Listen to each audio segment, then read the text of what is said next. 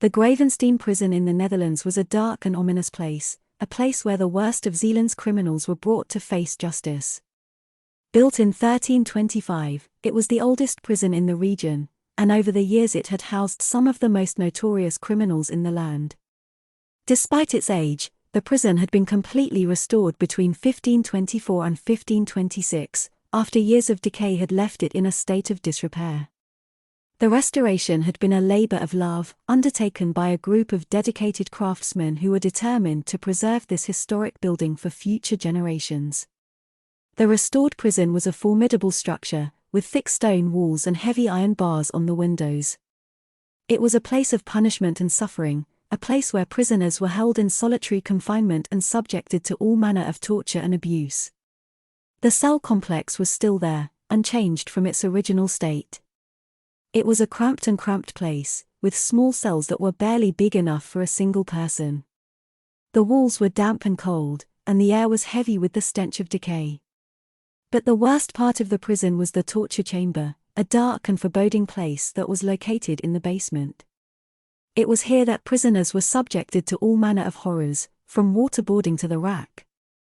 The walls were adorned with gruesome instruments of torture, and the floor was stained with the blood of countless prisoners. Despite its dark history, the Gravensteen prison was said to be haunted. Eyewitnesses claimed to have seen shadows moving through the halls, and strange noises and whispers emanating from the cell blocks. Some said that they had even been attacked by an entity, and had been left with deep scratches on their skin.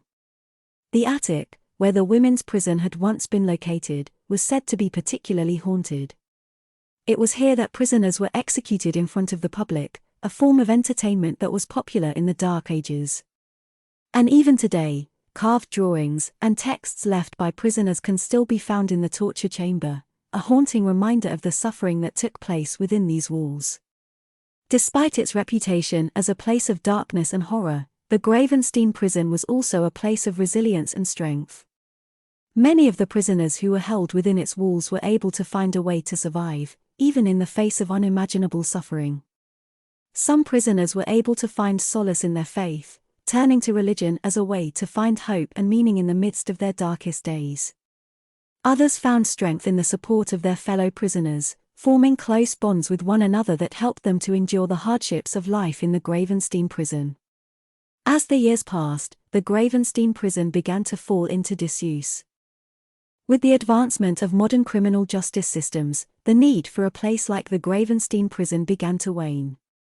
And so, in the late 19th century, the decision was made to close the prison for good.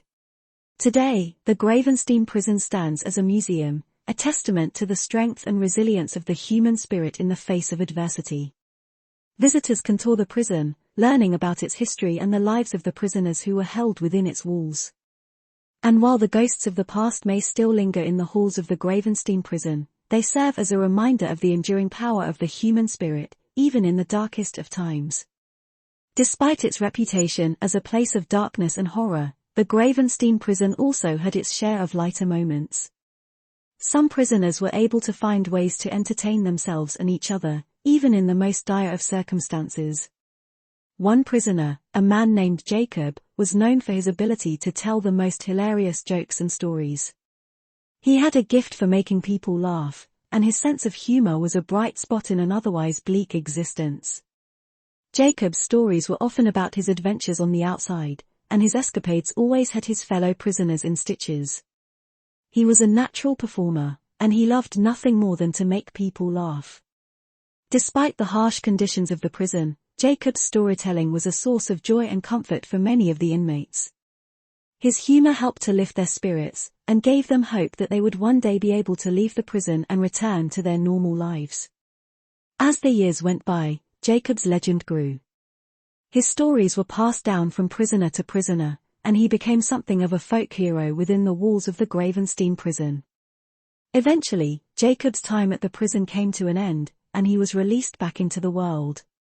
But his legacy lived on, and his stories continued to bring joy and laughter to those who were still stuck behind bars. And even today, the memory of Jacob's humor and wit lives on, a testament to the enduring power of laughter and the human spirit, even in the darkest of times.